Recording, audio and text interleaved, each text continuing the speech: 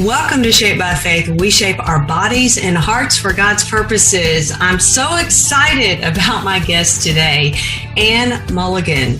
She's an author. She writes Southern fried fiction served with a tall, sweet iced tea. I love that. She's a novelist, a humor columnist, and a multi-published playwright. She is president of the award-winning literary site Novel Rocket. She resides in Sugar Hill, Georgia, with her artist husband, their chef son, and 2 dogs of biblical proportion. In her debut book in the Chapel Springs series, Chapel Springs Revival was released September 2014. And you can find Ane at her website, Novel Rocket, Facebook, Twitter, and we're going to tell you about that more as we go along. And thank you so much for coming on Shaped by Faith. Oh, Theresa, thank you so much for having me. I'm delighted to be here. Absolutely. Well, fellow artist and mutual friend Tracy Crump had mentioned you to me when I was asking her about different authors, and I looked you up and I'm like, you look so much fun. You just look, you look full of life and energy and just spunk. And I ordered your books, and I've got one right here in my hand. It's the first Chapel Springs Survival. It's that book. And you pulled me in. I love it. I love, the way you write, and I love your lightheartedness and the way you develop characters. So when I asked you, when I went to your website to look you up further, and I saw that we have one thing in common, although I don't consider myself a writer at all, but I've written one book, but that's besides the point. The one thing that we have in common is we were both adopted. And wonderful. Yeah. I saw that. And then I read the story. So the listeners can read your story. It's a beautiful story on your website, and we'll give them that contact as it goes along. So, what are your thoughts about adoption and your experiences in life with it? Mine was fantastic. I love adoption. I think it's such a wonderful thing to choose a child and let them grow up knowing they were chosen. Yes. I always knew that I was adopted. There was never a time where I was sat down and told. As far as you know, you've always known how to talk, right? You don't remember when you said your first word. It's the same thing. And my childhood was idyllic. I had wonderful parents, and I had an adopted brother, and it was great. I'm old, Theresa. You are not. I'm 74. That's we're not old, Ane. Yeah, no, it isn't really. I joke about that. But being raised in the late 40s and the early 50s was a lot of fun, too. It was so different than today. But it was great. It was absolutely great. So how did you and your birth mother connect? One day I got a letter from my dad with my adoption papers in it. And apparently my brother's wife had initiated this process of us having our papers and if we wanted to connect. And my adopted mother was in the throes of Alzheimer's at the time, but I set it aside. I didn't do anything at that time. Finally, later, I put out some inquiries on the internet, and because I was born a Mulvane, there are not that many Mulvanes in the United States. So I was pretty much able to find a relative and family, and one cousin connected me with my birth mother. She did not want to have a relationship. I understood that because of the era, and nobody in her family knew other than one brother who she had gone to stay with during that time. I sent her flowers on her birthday and a thank you note. She sent me a letter telling me, a little bit about my father, who turned out to be a real turkey and wasn't who she thought he was. Mm-hmm. And so I left it. But I'd always wanted sisters. Right. And I prayed and prayed and prayed about that, and finally just left the whole thing in God's feet. And it was 10 years later that I got an email from a woman who asked if I was the Ane Mulligan who was looking for my birth mother, Elsie Mulvane. And I'd found her by that time. So I answered her and said, well, yes, but, and told her the story. And she said, well, my sister and I used to babysit your sisters. Oh, you wow. have 5 of them. And I left it with them to contact my sisters. I told her to be sure that I didn't want to upset their life, but I would love to know them. Mm-hmm. And within a very short time, like an hour maybe, I had an email from one of my sisters saying, hey, big sis. And that started a relationship that we're so very close and so much alike. Are you really? Yeah, we really are. I'm a clone of my mother. I look the most like her of any of the sisters. I flew out to Seattle, where they all are, to see them shortly after learning about them, and that was in 2009. And we are just, everything. Things I used to think became part of your personality by living with a person, by environment, by copying things, turned out to be DNA. Yes. Surprise. So, for me, it was wonderful. My situation was wonderful. Not all are. Right. Sometimes people meet and it just doesn't work out. But my sisters were, all of them, so welcoming and open arms. And most of us are on Facebook.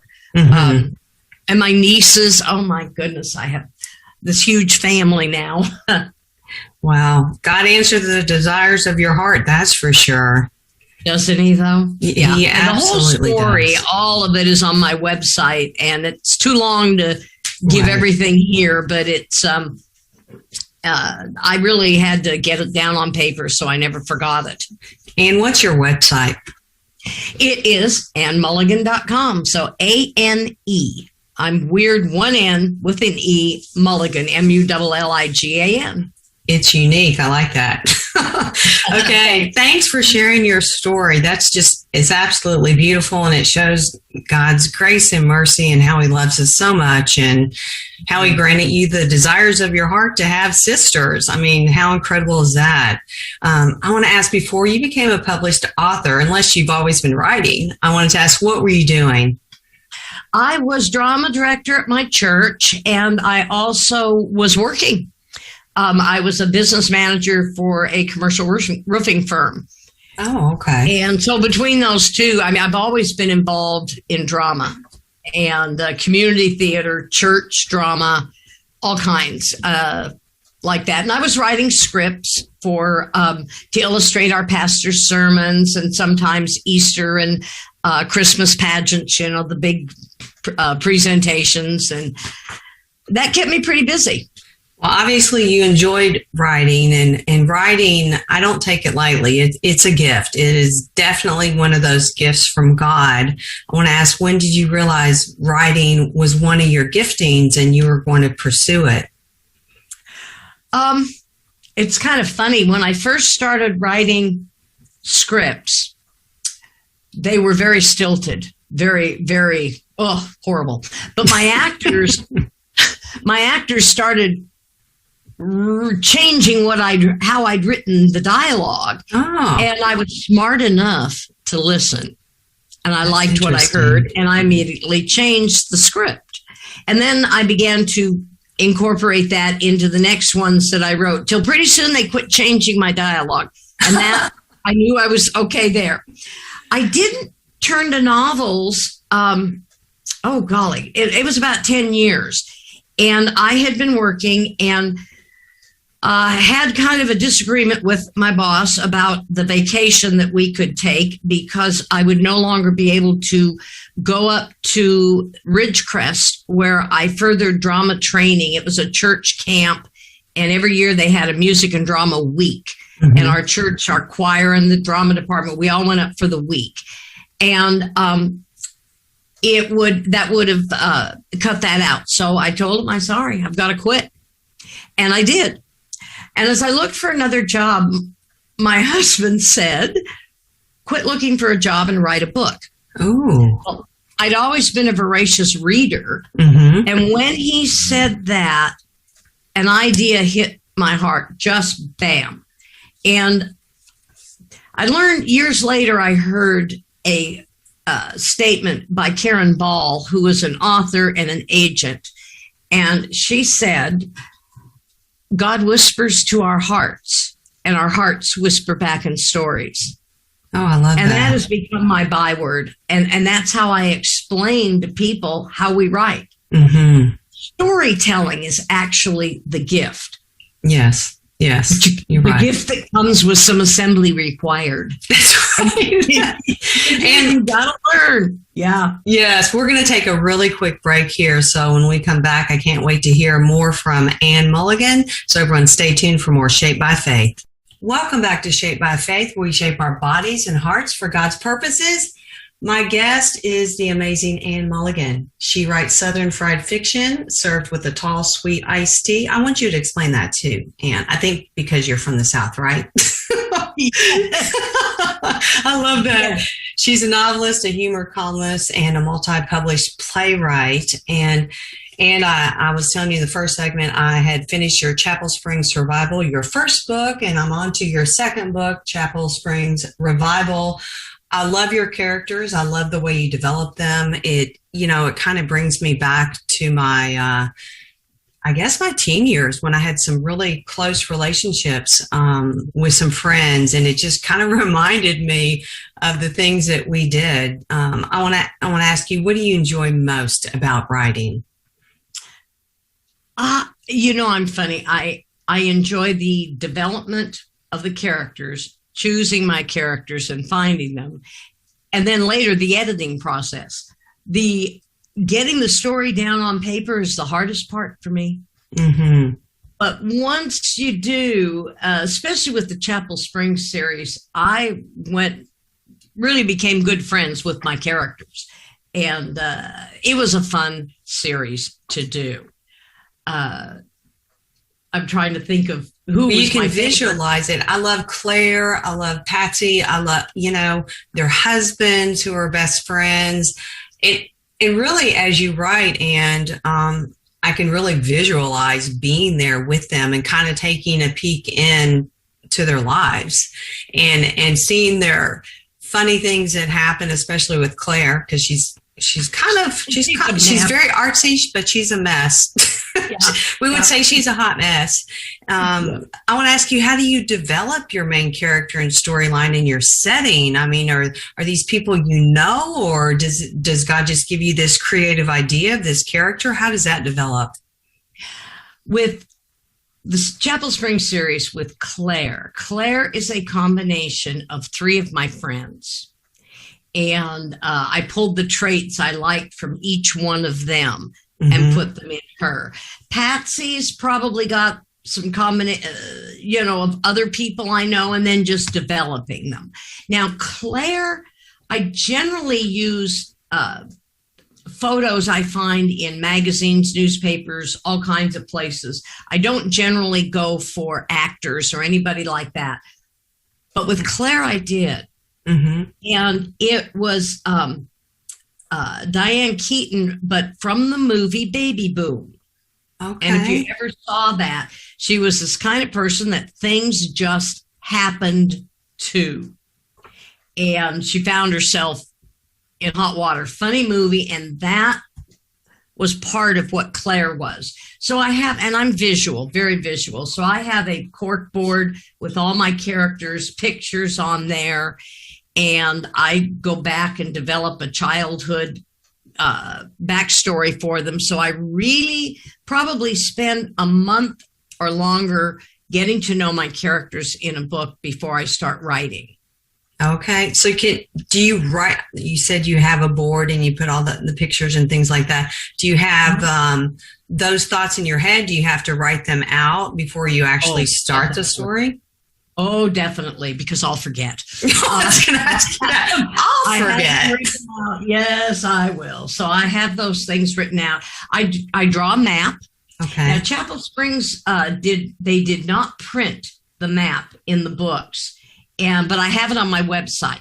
Okay. And so if you ever go there and you look under the books and under Chapel Springs, you can see where everything is. I drew it, and then I had an artist come and fancy it up a little for me. Now I've learned to draw them on my computer, and now my publishers are putting my maps in my new books, which is kind of cool. I've got to draw a town, otherwise I'll forget where everything is. And you want to keep those things consistent. Mm-hmm. That's what allows you to visualize it, to see it. Mm-hmm. Mm-hmm. So that's exactly what I have to do. Do you stay on a routine when you write? Do you say, okay, I'm going to spend this amount of time each day on writing, or what does your routine look like? Mine's a word count when I'm on, especially if I'm on deadline. Right now, I'm in a wonderful position. The next book in in my historical series has already been penciled in, and I don't have a date yet, which is fine. We're just getting back in the theater, and when I am close to opening a show, I have to concentrate completely on that. So I have to set my writing aside for a week or two, mm-hmm. and then I dive right back in. I usually write in the morning. Okay. Does your writing and your theater, do they help one another? Oh, they do. Mm-hmm. Especially the writing has taught me to be a better director because of developing characters. Now I get to, on the other end, bring them alive on the stage. And not that they're my characters, but it doesn't matter. Any character, it works. And I have found that I have grown as a director too. So that's been cool. Mm-hmm. Tell us, we've only got a few minutes left in this segment, but I would love to hear about your historical writing, what you had just mentioned. I had started a book quite a while ago when I was waiting to be published first. Historicals were very popular. We set it aside, but now I'm writing in the Great Depression. The first book is called In High Cotton. Okay. The second one that's out now. And then in June of this year, On Sugar Hill comes out. Okay. And then March of next year, By the Sweet Gum will come out. And right now I'm writing the last book. Well, not the last book. I'm writing the fourth book in the series, and that is Up Level Creek. Okay. And they all take place in small Georgia towns, like everything else I do. And in High Cotton, I absolutely love the characters.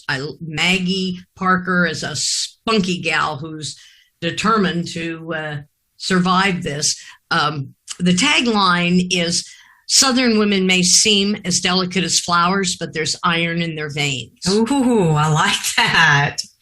That's nice. My husband will probably like this book too. He loves history. He might. It's not a romance, right? It's just, her and her friends. All of my books have an ensemble cast of strong women who are facing life together, and this is the same. Yeah, In High Cotton is just in a different era. Mm-hmm. Okay, we're going to take a break right here, Anne. And so when we come back, we're going to hear more from you. So everyone stay tuned for more Shaped by Faith. Welcome to Shaped by Faith, where we shape our bodies and hearts for God's purposes. Well, I am interviewing Ane Mulligan. She is an amazing Southern fried fiction author. And gosh, Anne, you have done a lot in your life. You've got a lot more to do, and I can't wait to read the books that you were just mentioning, your historical writings. I wanted to ask you, I'm sure you hear from your readers and your audience. Do you want to share an inspirational story on how your writings have impacted the heart of one of your readers? I do. It was Chapel Springs Revival. And a woman wrote to me and said, if Claire could overcome her ADHD, so could she, the reader. But I never wrote Claire ADHD. Not at all. And that shows you how God will take our words to reach people that he wants to touch with what we've said. And it may not be, I may have said something was red, but they read blue, and that's what they needed at that moment. And that's very humbling as an author, very humbling. Then on the other side, I had a hilarious review where a woman said I had vague and inaccurate scripture references in chapter 23. No. Oh, yes. The funny thing is, she got it. She didn't get it, but she did. Claire was a new Christian. And as new Christians, you know how often we get it wrong. You got that right. Isn't that the truth? So that was kind of the fun one. But the other one, that really sticks with me more than anything else I've gotten from readers, was how God used something I didn't intend and reach someone. That's interesting. People do perceive things differently, and I have this exercise show, and I speak about the word of the Lord, and I bring scriptures in it. And whenever someone contacts me, there's always something different. And I thought, I don't remember saying that. I don't remember meaning it that way, but God helped them in that direction. So that's pretty incredible. Where can we find your books and your blogs, and where can we find you on social media? All right. Novel Rocket is no longer, well, it may still be out there. You can find it, but we sold it. My blog partner and I sold it. I write now for The Right Conversation, WRITE, Conversation on Blogspot. I'm a columnist there once a month, and it's a wonderful one for writers, everything to do with the life and the craft. You can get my books at Amazon, Target.com, in bookstores, pretty much anywhere. And I'm on Facebook and Twitter and Instagram when I manage to get there. And you're all over the place. How with just about a minute left, and how would you encourage someone out there that's listening right now and they're like, well, I think I have a story. How would you encourage them, and what's their first step? Start writing it. Get it down on paper and don't worry about how it looks. Then find a writer's group to join, get some critique partners, and most of all, enjoy the journey. Don't be so anxious to publish until the book is ready. Just enjoy the people you meet, the relationships you make along the way. It took me 12 years to get my first book published. And I've made lifelong friends, wonderful mentors, and been able to mentor others. That's wonderful advice. And it keeps your mind fresh and young when you write things down. And I want to thank you so much for coming on Shaped by Faith. Everyone check out Anne's books. And Anne, we just bless you with God's favor and peace in the name of Jesus. Thank you so much, Theresa. I really appreciate it. You're welcome. And thank you for listening to Shaped by Faith. I'm Theresa Rowe.